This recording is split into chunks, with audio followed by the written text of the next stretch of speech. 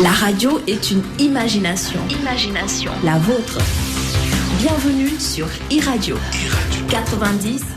Bienvenue sur iRadio. Mesdames, Messieurs, bonjour. Bienvenue également sur ITV. Vous êtes dans Espace Politique qui reçoit aujourd'hui Daouda Gueye et notre invité. Vous êtes membre du FRAPP, Front pour une révolution anti-impérialiste, populaire et panafricaine, à Lignubok. Bonjour Daouda.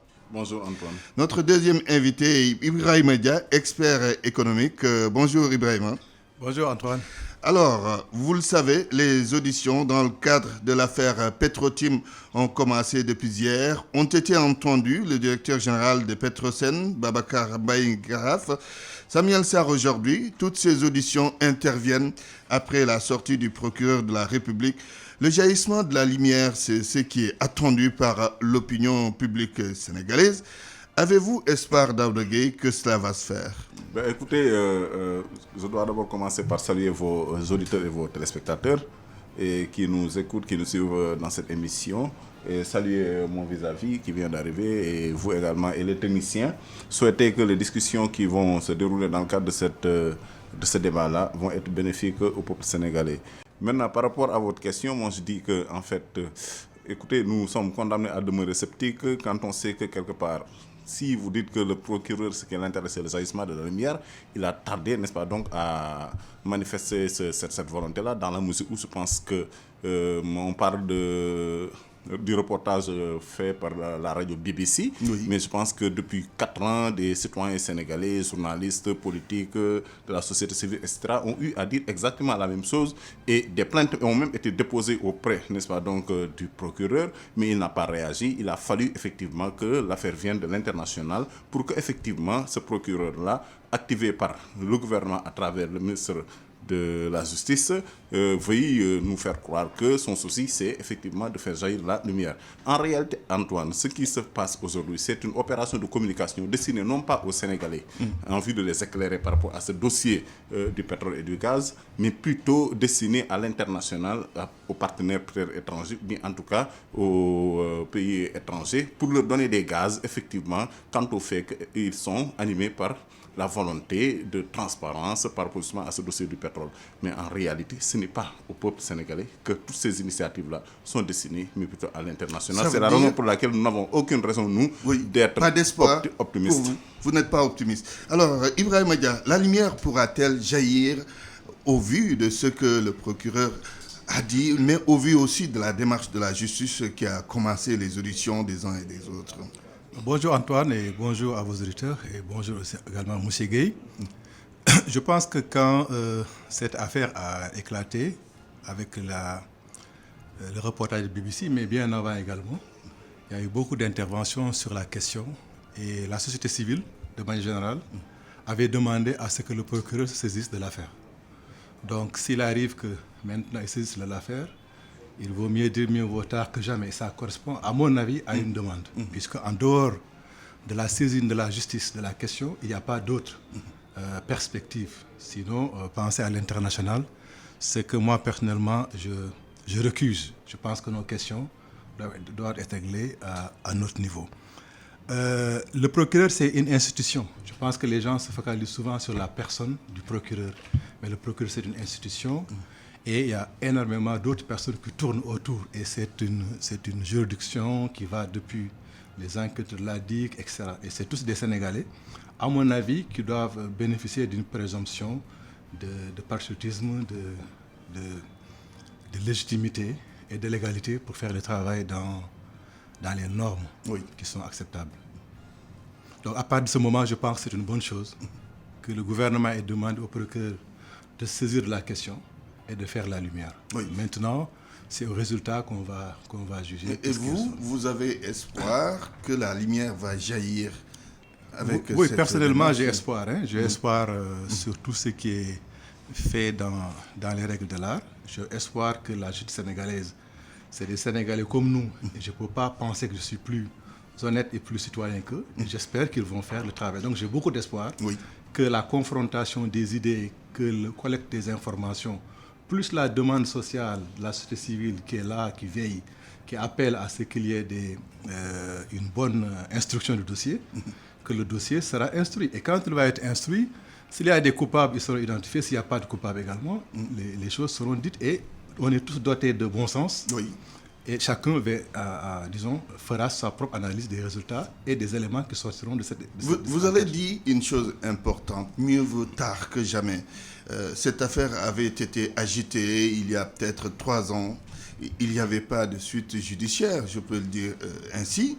Mais Daouda estime que c'est parce que c'est un média international qui a évoqué l'affaire, que l'État du Sénégal a estimé bon maintenant de saisir la justice.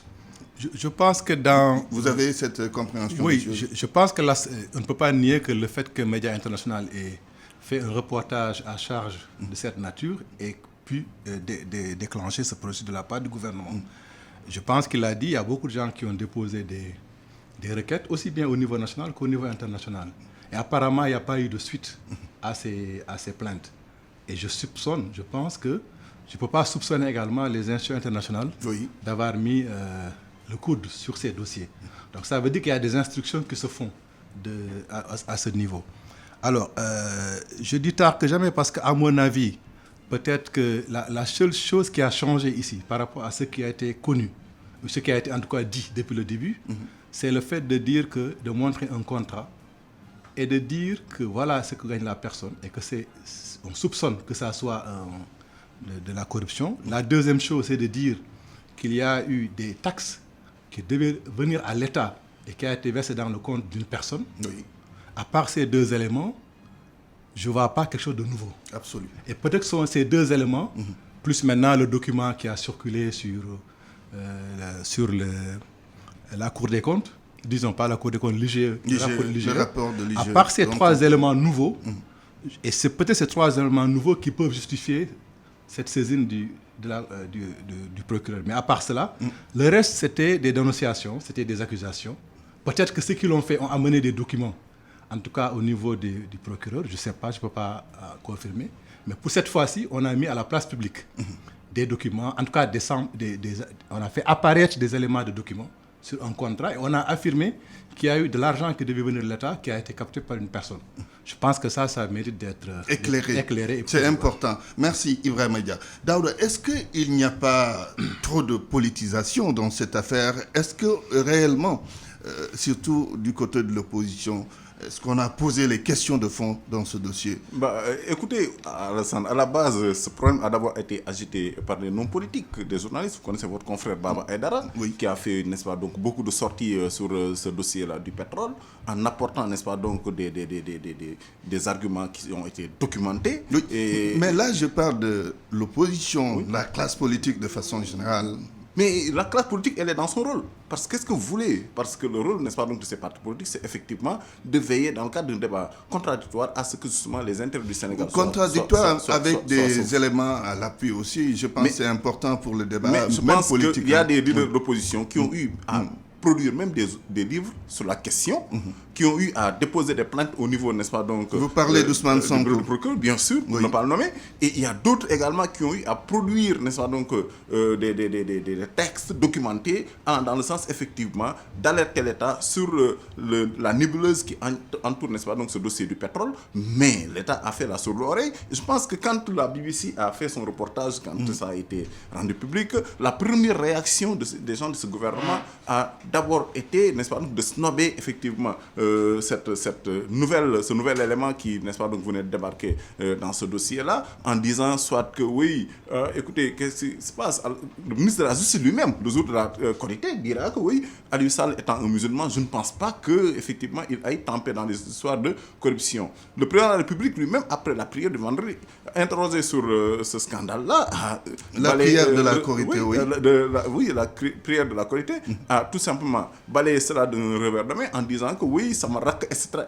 Donc ils étaient dans le déni. En réalité, comme j'ai dit, si cette affaire avait été encore portée par des nationaux, ils n'auraient pas eu la même réaction et ça n'aurait pas eu la même suite qui a conduit à une saisine du procureur. En réalité, ce qui se passe, encore une fois, je le réitère, c'est que Antoine, tout ce qu'ils font en réalité ici ne consiste qu'en une opération de communication destinée non pas aux Sénégalais. Mais que faites-vous de la parole du président de la République qui dit je tiens à ce que la vérité soit rétablie? Bon, écoutez, la parole du président de la République, c'est lui en 2016 qui disait que Aliou Sall ne bénéficiera jamais d'un décret de ma part. Mais c'est lui qui l'a nommé par décret au CDC. Et d'autres reniements qui font qu'aujourd'hui, nous ne pouvons pas accorder foi à la parole du président de la République. Cette parole, elle est disqualifiée par justement les reniements qui ont jalonné son premier mandat et le début de son second mandat. Je pense que le président de la République est la personne la mieux informée dans ce pays-là. Et tout à l'heure, il a évoqué le rapport de l'IGE, dont justement les communicants du palais disent que ce n'est pas arrivé à la connaissance du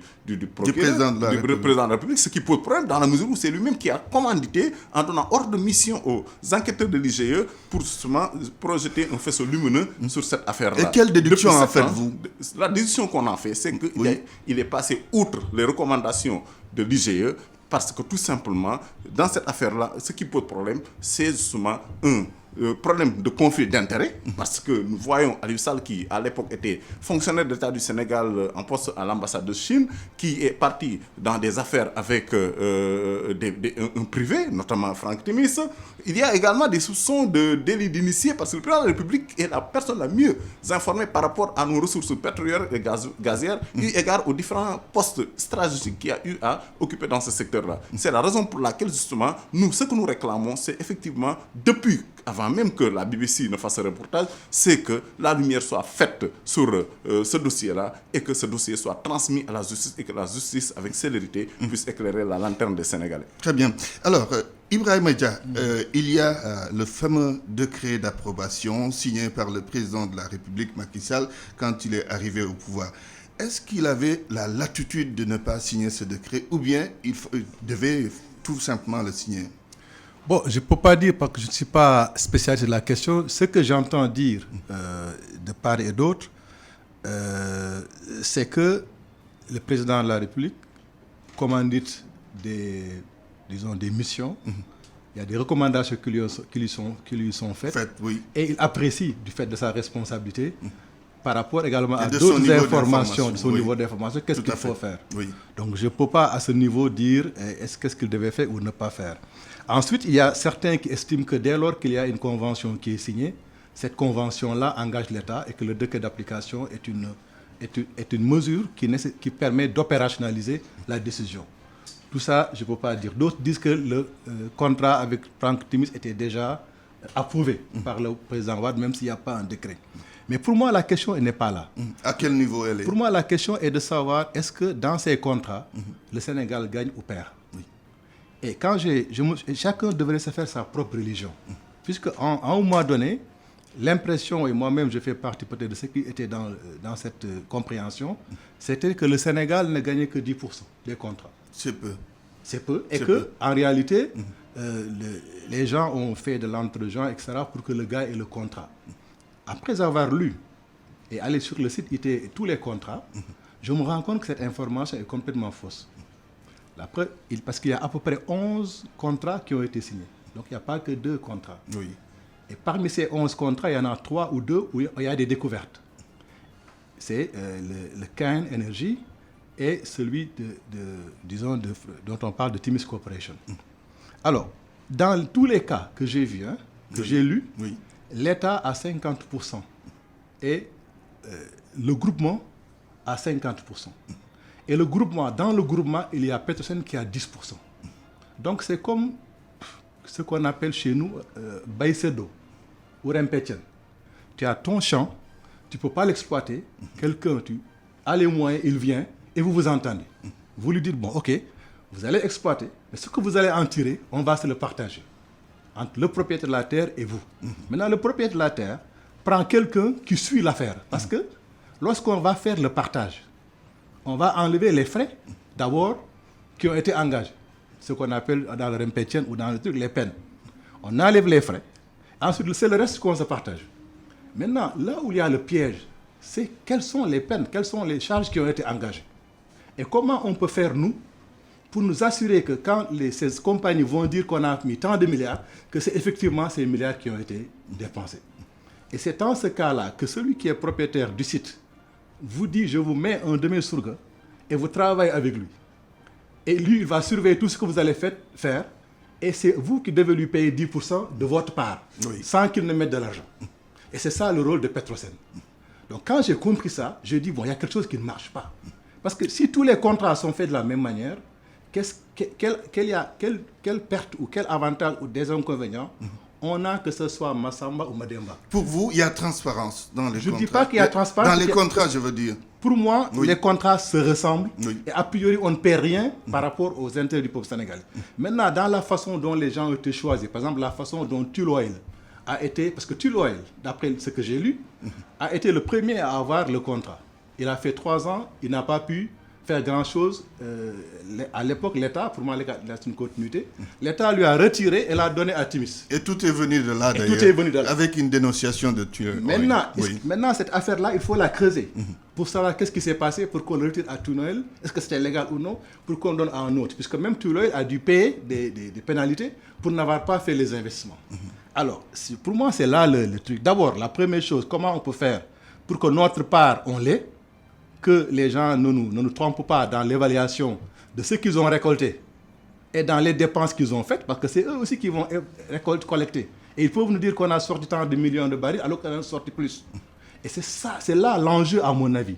L'enjeu n'est plus... C'est là où on doit être vigilant. C'est là où on doit être vigilant. Oui. Et tous les pays qui ont eu des problèmes de pétrole, c'est là où ils ont perdu ou là ils ont gagné. C'est pourquoi la question de la qualité des ressources humaines, de la capacité du pays à avoir un Petrosen fort, avec des capacités pour surveiller et participer, la capacité de contrôler ce qui va sortir de là-bas, les informations sur les véritables coûts, c'est à mon avis là où il faut se battre. Mais dès lors que ça soit Massamba ou Mademba, on gagne la même chose. Pour moi, le peuple ne perd pas. Ça, c'est une question réglée.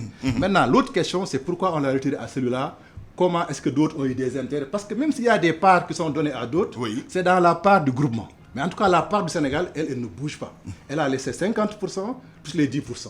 C'est ce qui va se faire à Sangomar avec Kane, Coco Phillips, etc.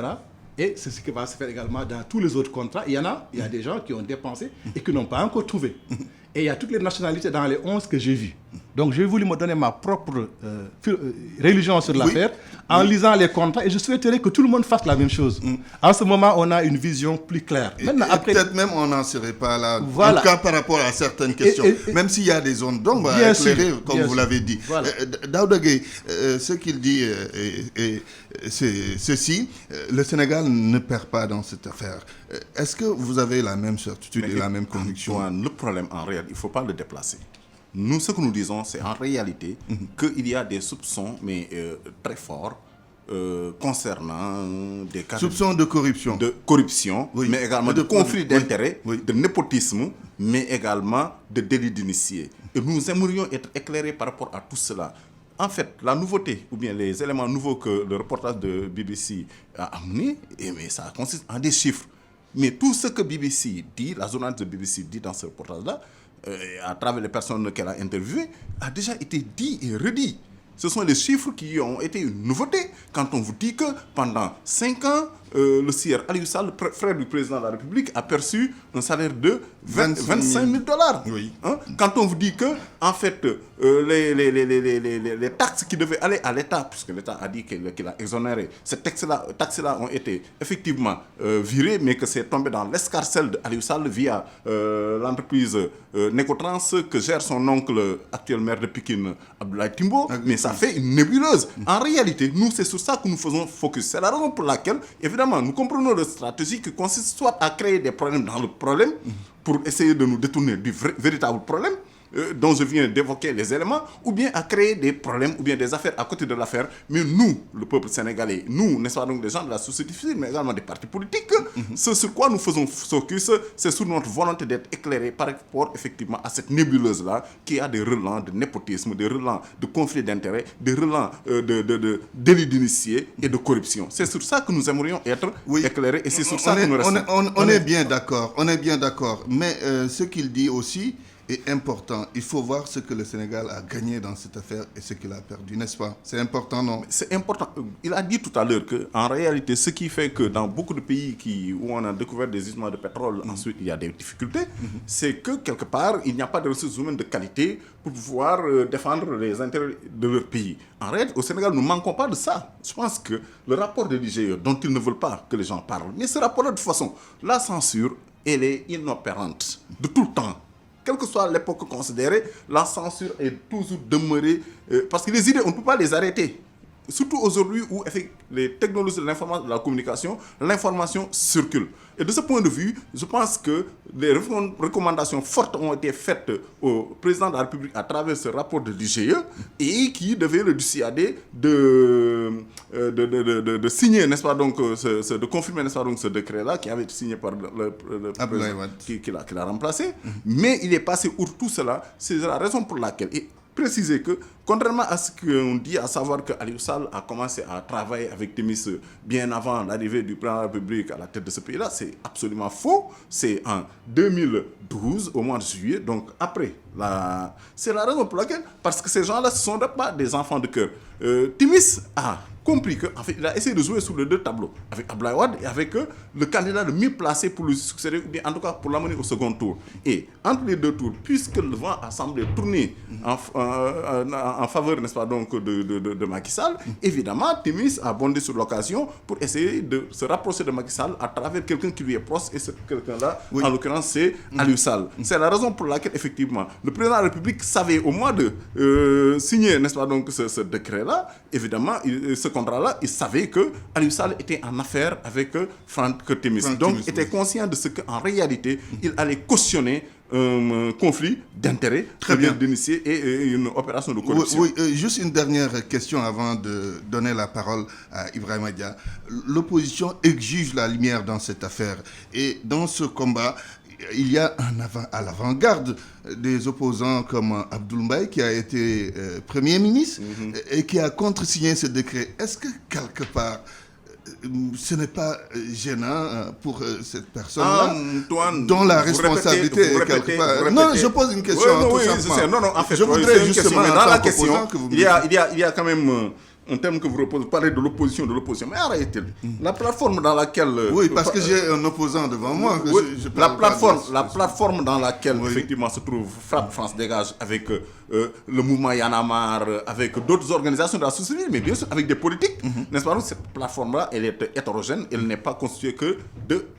d'opposants, oui, je suis d'accord. N'est-ce pas? Donc ça, il faut que ça soit très clair. Et à partir de là, donc, ce que nous disons en réalité, encore une fois, c'est que nous devons, et nous sommes restés focus sur justement la nébuleuse sur laquelle nous voudrions qu'on nous apporte des éclairages. Et cette nébuleuse-là a des relents de corruption, des relents de népotisme, des relents de conflits d'intérêts, mais également surtout de délits d'initiés. Il faut que justement nos enfants, nos petits-enfants, à qui nous devons léguer sous forme d'héritage des retombées justement de l'exploitation de ces ressources pétrolières et gazières, qu'à la place de ces retombées-là, on leur donne en héritage des difficultés à régler. Ça, justement, nous resterons restés debout et fermes sur cette question-là. Et c'est la raison pour laquelle, si vous permettrez, le vendredi prochain, le 21, nous appelons encore à un autre rassemblement sur le boulevard Général de Gaulle, au niveau du rond-point de Centenaire, pour tout simplement, encore une fois, exiger la lumière. Pour exiger la lumière sur cette affaire-là. Oui, c'était Daouda Gueye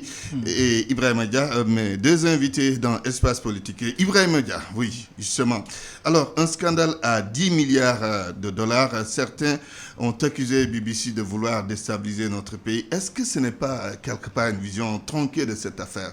Oui, certainement, vous avez aussi d'autres précisions à faire. Oui, les 10 milliards de dollars dont vous avez parlé, je pense que c'est pour ça que c'est important qu'on s'entende d'abord sur les problématiques. Je pense qu'aujourd'hui, d'après ce qu'il a dit, c'est clair que l'État ne perd pas. Le Sénégal ne perd pas avec les 60% qu'il gagne. Si on est d'accord sur ça, maintenant, on dit que le débat, c'est ailleurs. Mais BBC a commencé son reportage par montrer que le Sénégal est un pays pauvre et que ce pays-là aurait pu régler ses problèmes s'il n'y avait pas 10 000 dollars qui étaient donnés à un autre, alors qu'il devait lui revenir. Donc il faut rétablir cette vérité, qu'il n'y a pas 10 000 milliards de dollars qui auraient dû venir aux Sénégalais et qui va dans les poches d'un autre. Je pense que si on est d'accord sur ça, cette affaire est évacuée. Nous ne sommes pas d'accord sur ça. Maintenant si on n'est pas d'accord sur ça, il faut qu'on le clarifie, qu'on regarde les contrats, comme j'ai dit. Oui. Moi, j'ai essayé de me faire ma propre religion en regardant les 11 contrats qui ont été signés et qui sont dans le site de ITE et en voyant comment les choses se répartissent. Il y a même un des contrats où j'ai vu que la part de l'État, c'est 58%.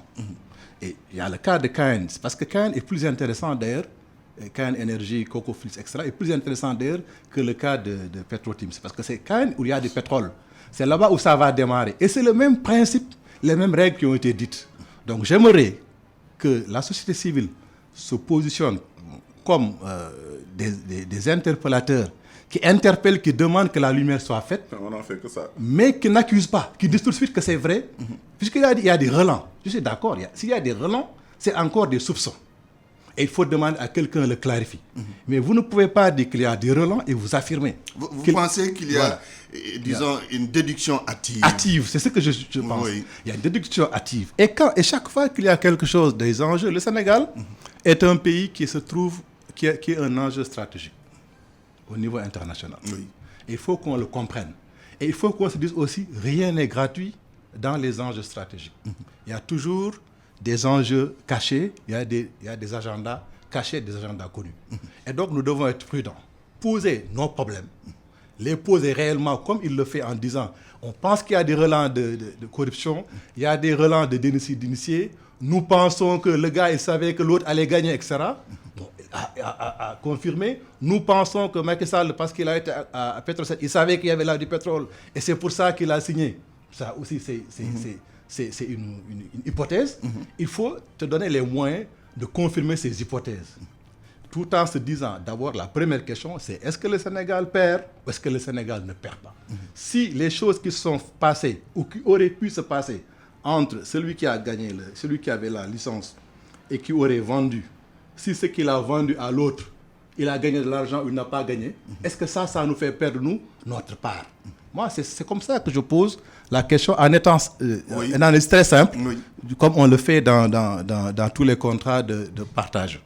Alors, je pense que nous devons être effectivement vigilants sans être paranoïaques. Je pense que déduire tout de suite qu'il y a un complot, etc., c'est aussi hâtif, comme je soupçonne, comme je dis également, que c'est des déductions hâtives. Le fait de dire qu'il y a ça, et donc par conséquent, je décide que je pense qu'il y a corruption ou il y a ceci, il faut le prouver. Je pense que quand on dit également qu'il y a un complot, etc., c'est aussi quelque chose qu'il faut prouver. Et il faut se donner les moyens de le faire, c'est pour ceux qui le disent. Moi, je pense simplement qu'il y a des enjeux économique extrêmement important. Il y a des entreprises qui étaient en conflit. Comment il s'appelle encore? Tuloil, qui a perdu par le fait de l'État qu'il a donné à un autre. Des années après, il y a eu une découverte. Je ne peux pas également penser que les gens savaient qu'il y avait là des richesses. Pour moi, jusqu'à preuve du contraire, c'est des contrats de recherche et de partage et que personne ne savait qu'il y aurait effectivement cette quantité et ce truc. Sinon, je pense que les Français n'auraient jamais laissé des gens faire. C'est clair. Ils l'auraient pris depuis très longtemps. Donc, c'est une hypothèse. Donc, c'est hypothèse contre hypothèse. Alors, il faudra prouver ce qu'on dit. Les allégations, c'est bien. Les hypothèses de conflit d'intérêts, il faut les prouver. Il ne faut pas simplement les affirmer. Et une fois qu'on les a affirmées, là, en fait, une réalité. Pour moi, c'est des hypothèses qu'il faut mettre sur la table. Il faut interpeller l'État. Ce que fait la société civile, la plateforme, dans l'air, je pense que c'est une bonne chose tant que c'est la société civile. Maintenant, quand il y a un mélange de politique, d'autres éléments dedans, ça peut atténuer l'effet. Il risque d'avoir faute de goût. Voilà. Et puis les gens peuvent tout de suite dire que ça, c'est des opposants aigris, etc. Ça facilite la chose. Alors, moi, j'aurais aimé que la plateforme de la société civile continue à poser les problèmes en exigence de transparence, en exigence d'enquête, et qu'ils se fassent eux-mêmes leur propre enquête.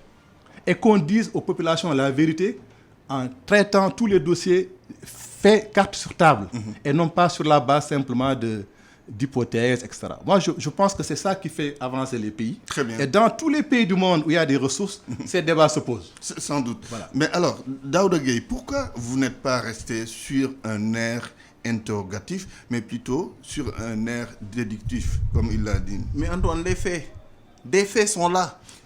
des faits sont là et ça crève les yeux. Comment on peut se poser des questions alors que les réponses à ces questions-là sont déjà dans les faits, données par les faits. Vous êtes sûr qu'il y a corruption? Mais Absolument, c'est clair, Antoine, c'est clair. Aujourd'hui, on n'en est plus à se poser la question, est-ce qu'il y a eu, est-ce qu'il n'y a pas eu? On n'en est plus non plus. Moi, j'hallucine quand j'entends, par exemple, se poser la question de savoir si le Sénégal a perdu ou s'il a gagné. En fait, s'il n'y avait pas perte du point de vue du Sénégal, on n'en serait pas là, n'est-ce pas? Donc, à monter au créneau pour essayer de dénoncer effectivement cette corruption-là qui a entouré toute cette histoire-là du pétrole et qui aujourd'hui nous pose ce débat-là sur la table. Qui a profité de cette affaire selon vous? Mais qui est-ce qui a profité de cette affaire? Mais bien sûr, c'est Franck Timis. Oui. Parce que ce que Aliou Sall a reçu, c'est des miettes. En réalité, lui, son rôle a consisté à ouvrir la porte de l'enclos aux loups. Franck Timis, c'est pourquoi aujourd'hui, quand il parle de risque, de menace, de soupçon, de volonté de déstabilisation de gens venant de l'extérieur, mais qui est-ce qui a fait entrer Timis, qui est un étranger, hein, n'est-ce pas, et puis un bandit de grand chemin? Ça, je pense que c'est des faits qui sont documentés dans cette histoire du pétrole. Ce n'est ni la société civile, ce n'est ni l'opposition. Encore une fois, quand vous dites que oui, la société civile devrait se contenter, n'est-ce pas, de porter le combat seul, mais les partis politiques sont des organisations qui sont là, ce sont des citoyens sénégalais. Vous pensez qu'ils n'ont pas le droit, effectivement, de monter au chrono pour demander que la lumière soit faite sur ce dossier du pétrole et du gaz? Que la lumière soit faite, on est d'accord. Mais le fait de dire que c'est déjà... Maintenant, mais vous êtes dans le déni depuis... En fait, cette histoire-là pouvait se régler entre Sénégalais si, encore une fois, le camp du pouvoir... Comment on pouvait régler ça entre Sénégalais? Si le pouvoir avait du respect pour les Sénégalais. Quand je parle des Sénégalais, je parle aussi bien des organisations de la société civile que des organisations politiques, mais également des personnalités indépendantes des journalistes et autres, qui, n'est-ce pas, donc depuis 2015, sont montés au créneau pour alerter et essayer d'incliner l'État à amener la lumière sur cette affaire-là. L'État a fait la sourde oreille. Il a fallu que justement de l'étranger qu'on lui parle pour que dans sa communication, l'État se mette à vouloir répondre à l'étranger en sautant les Sénégalais. Nous, ce qui nous intéresse ici, dans cette histoire, encore une fois, c'est ici au Sénégal de déterminer justement la corruption qui a entouré, n'est-ce pas, donc, ce dossier du pétrole, mais également le fait que le président de la République lui-même, sachant que son frère était lié à Franck Timis, et acceptait encore une fois de signer ce contrat-là, mais également le fait que Aliou Sall, qui était à l'époque fonctionnaire de l'État du Sénégal, donc la loi lui interdisait de mener des activités privées génératrices de revenus, et quand même eu, à partir de son poste à l'ambassade de Chine, entré en contact avec ce voyou de Franck Timis pour lui ouvrir la porte de l'enclos pour qu'effectivement, aujourd'hui, on en soit à cette nébuleuse-là. Je pense que c'est sur ça qu'on doit rester focus. Encore une fois, maintenant, par rapport à la saisine du procureur, le procureur il dit apportez toutes les preuves que vous avez, mais n'apportez pas la preuve qui, en fait, consiste dans ce rapport de l'IGE qui devait dissuader le président de la République de signer ce rapport. Mais qu'est-ce que cela veut dire? Qu'est-ce que cela veut dire? En réalité, on va lui apporter des preuves. Il y aura des preuves. Mais évidemment... Qui va apporter ces preuves? Les personnes qu'on est en train de... Nous allons lui apporter... Vous du front? Oui, nous allons lui apporter, individuellement, nous allons lui apporter... Vous avez des preuves avec vous? Nous avons le rapport de l'IGE. Moi, je l'ai. Ce rapport-là dont il parle, en réalité, ils l'ont, mais comme ils feignent de ne pas l'avoir, comme ils disent dans la communication, le président de la République n'a pas eu connaissance de ce rapport-là, alors nous allons porter à sa connaissance et à la connaissance du procureur. Le rapport que le président de la République n'a pas reçu, est-ce qu'on peut dire que ce rapport-là est officiellement... Bon, mais maintenant, vous voulez que nous lui fassions confiance alors que voici un rapport que lui-même a commandité et au terme de 7 ans, pendant 7 ans, le rapport n'a pas pu faire le chemin séparant l'IGE de la présidence qui ne fait pas 100 mètres. Mais soyons sérieux, ce n'est pas du tout sérieux, Alassane. Ce n'est pas du tout sérieux. Et c'est ce manque de sérieux qui fait qu'encore une fois, comme le dit le philosophe, il est de la prudence de ne pas faire confiance à celui qui nous a trompés une seule fois. Je pense que ce régime-là, Macky Sall en tête, à moult reprises, il a grusé la confiance des Sénégalais et qu'aujourd'hui, nous ne leur faisons pas confiance et que nous allons continuer effectivement à maintenir la mobilisation pour leur mettre la pression. La lumière sera faite sur cette affaire. Très bien. On a bien besoin des éléments d'information, des éléments de renseignement pour que cette affaire soit tirée au clair. En tout cas, c'est ce qu'on souhaite. C'est ce que tout le monde souhaite. Alors, Ibrahima Dia, une hypothèse. Si la justice découvre qu'il y a bien des choses scandaleuses dans ce dossier. Quelles peuvent être les conséquences pour notre pays?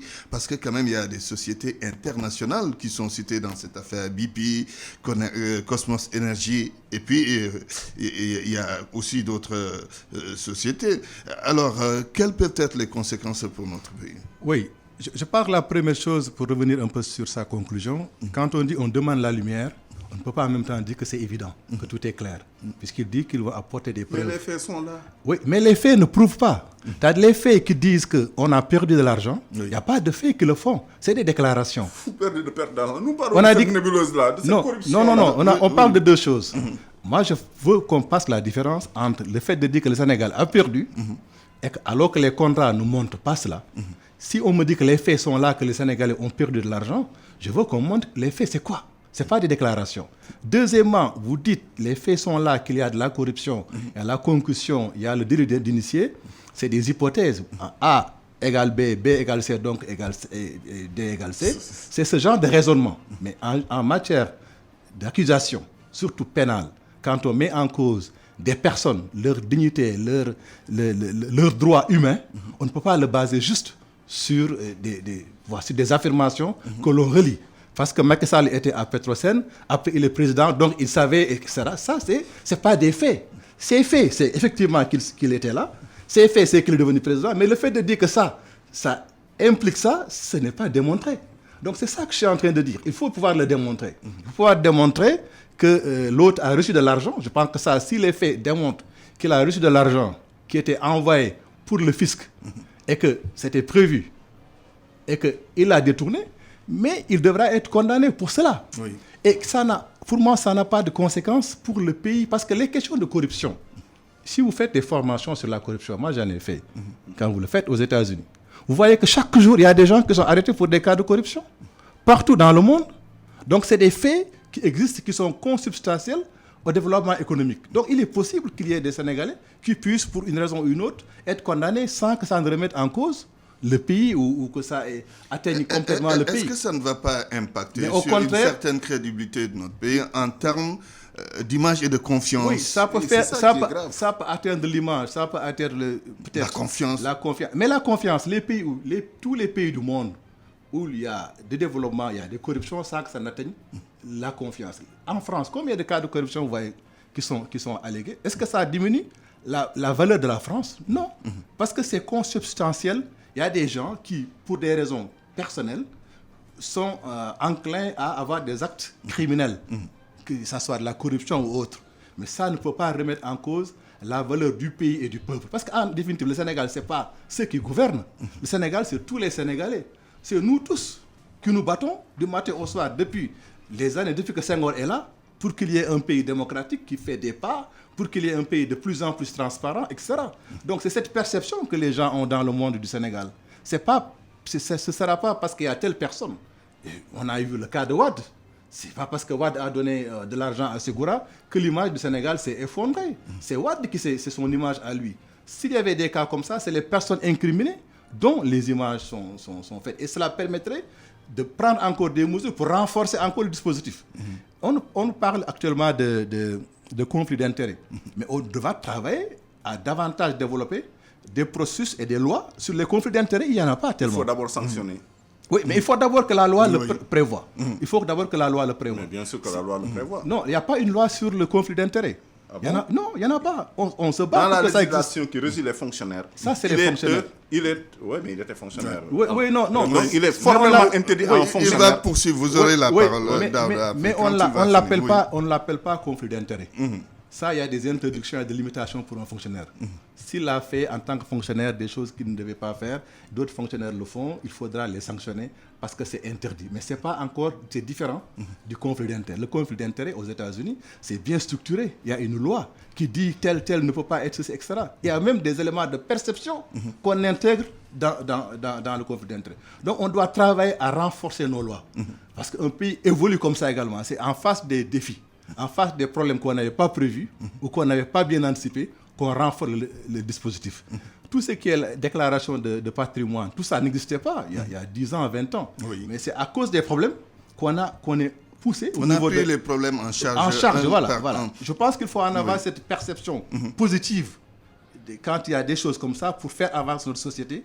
Et cela ne, comme on dit, à quelque chose malheur est bon. Voilà, peut-être ce sera l'occasion de renforcer nos textes.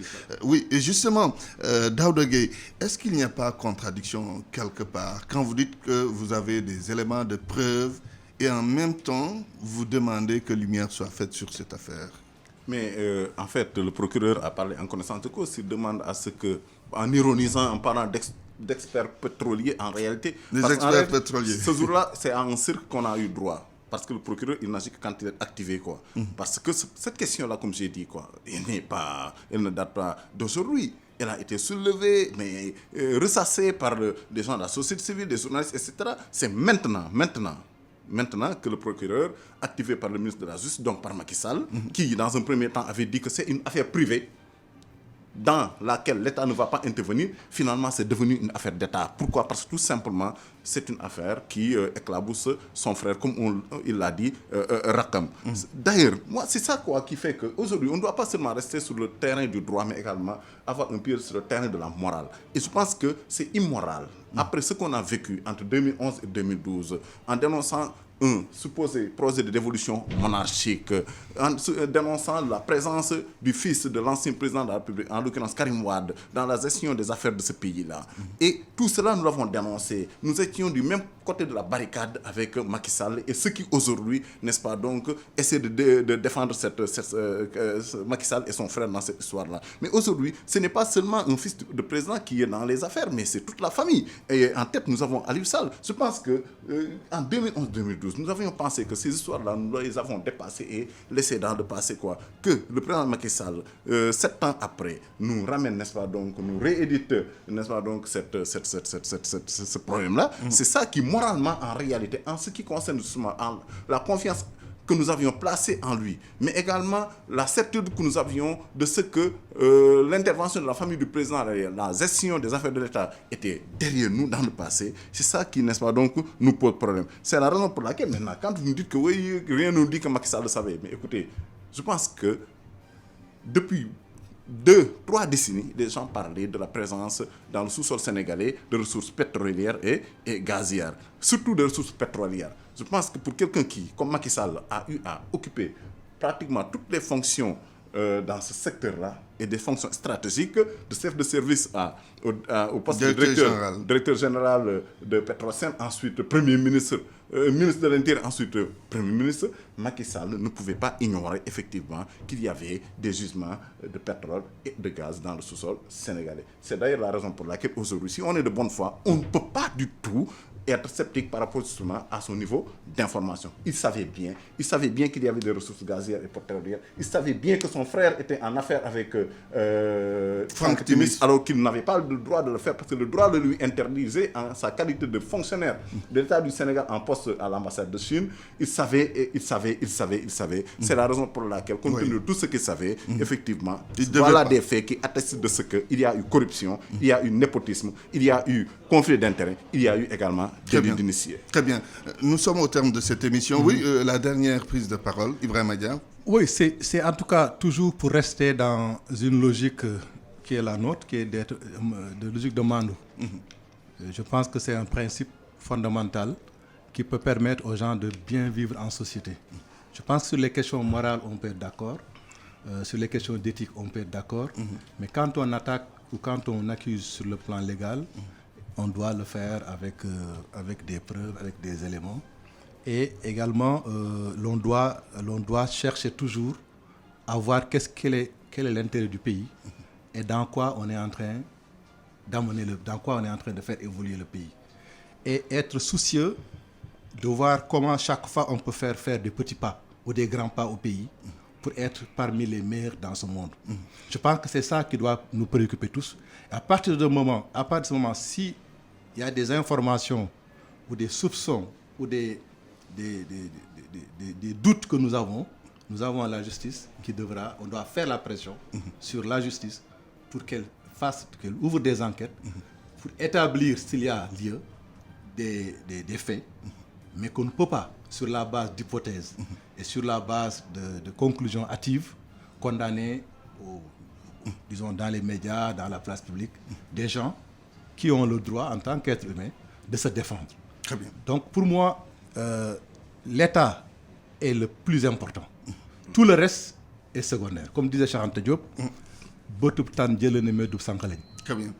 Les défis sont tellement importants qu'on doit se concentrer sur cela et trouver les accords. C'est pourquoi il est important d'ouvrir des espaces de dialogue. S'ils n'existaient pas, il faut les renforcer.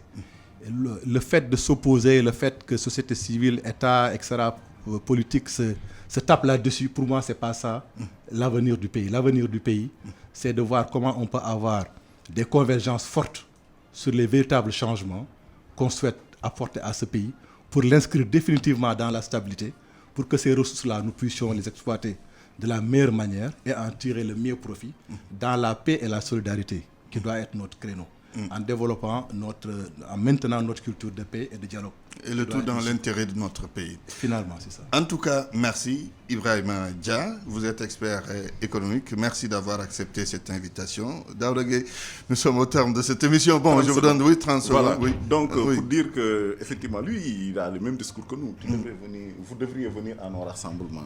Parce qu'en fait, nous avons la même préoccupation. L'État, comme vous l'avez dit, c'est l'État qui est primordial. Tout le reste est secondaire. Macky Sall est secondaire. Aliou Sall est secondaire. Et que nous, notre combat va dans le sens de la préservation de l'État du Sénégal, de son image à l'extérieur, mais surtout des intérêts des Sénégalais. Il a cité Cheikh Anta Diop qui disait, n'est-ce pas, dans un meeting en 1983, s'adressant aux Sénégalais, gis ngeen seen député yi nekk ci Assemblée nationale bi di logal di làkk ay tubaab boo leen xamoon lañ fay wax ay yat ngeen di jël ak ay mbartu fekk leen fa dóor leen diri leen waaye yaakaar naa dossier pétrole bi également bu Sénégalais yi xamoon li ci nekk ci ay njuuj njaaj ak ay corruption ak yooyu yaakaar naa ay yat la ñuy jël dem fekk ñële ne waa nguur gi fa ñu nekk bàcc leen ko. J'espère la justice fera le travail nécessaire, le travail qu'on attend d'elle. En tout cas, merci Daouda Gueye. Vous êtes membre du FRAPP, Front pour une révolution anti-impérialiste populaire et panafricaine, oui, à l'Union Bok. Au micro, Antoine Diouf. C'est la plateforme. La plateforme, oui, c'est ça, la plateforme, oui, l'Union Bok. Le FRAPP, c'est une organisation membre de absolument, je sais, bien entendu. Oui, au micro, Antoine Diouf, à la technique, Ousseynou Ndiaye, à la caméra, Augustin Bana. Excellent après-midi à toutes et à tous. La radio est une imagination. La vôtre. Bienvenue sur iRadio 90.